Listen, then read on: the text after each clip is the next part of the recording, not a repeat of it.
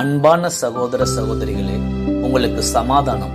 நீங்கள் ஆசீர்வதிக்கப்பட்டவர்கள், வாழ பிறந்தவர்கள், தேவாதி தேவனோடு நித்திய காலமாக ஆள பிறந்தவர்கள். இந்த உலகத்தில் உருவாக்கப்பட்ட அனைத்து பொருட்களுக்கும் பின்னால் ஒன்றோ இரண்டோ பல மனிதர்களோ உண்டு. ஆனால் சர்வலோகத்தின் படைப்பிற்கு பின்னால் ஒரே ஒரு படைப்பாளி மட்டுமே உண்டு. இவரே சர்வ வல்லமையுள்ள, என்றென்றைக்கும் உயிரோடு இருக்கிற கடவுள்.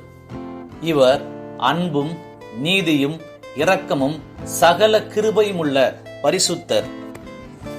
தேவனாகிய கர்த்தர் மனிதனை மண்ணிலிருந்து தமது சாயலின்படியும் தமது ரூபத்தின்படியும் அவருடைய ஜீவ சுவாசத்தையே தந்து உண்டாக்கி ஆதாம் என்று பெயரிட்டார்.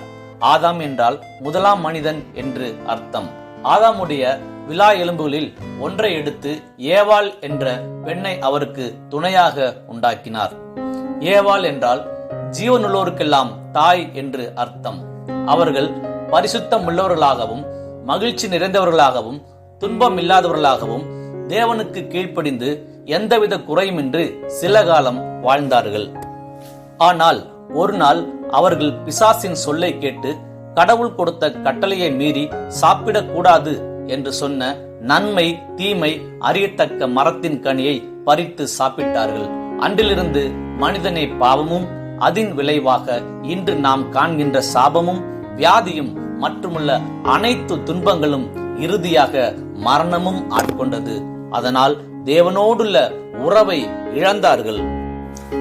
கடவுள் நீதியுள்ளவராக இருப்பதால் மனிதனின் பாவத்தை தண்டிக்க வேண்டும். அதே சமயம் அவர் அன்பே உருவானவராக இருப்பதால் அவனை பாவத்திலிருந்து மீட்கவும் வேண்டும்.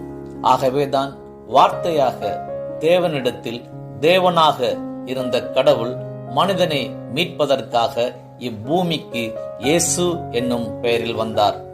இயேசு என்ற பெயருக்கு ஜனங்களின் பாவங்களை நீக்கி ரட்சிக்கிறவர் என்று அர்த்தம்.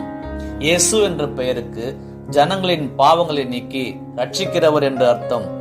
தேவ சித்தத்தின்படி அவர் கன்னியின் வயிற்றில் பிறந்து இயற்கைக்கு அப்பாற்பட்ட அற்புத அடையாளங்களை செய்து அனைவருக்கும் நன்மை செய்கிறவராகவே வாழ்ந்தார்.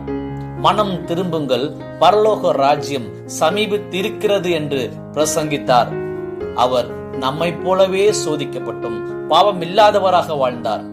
இவர் அதரிசனமான தேவனின் தற்சுரூபமானவர்.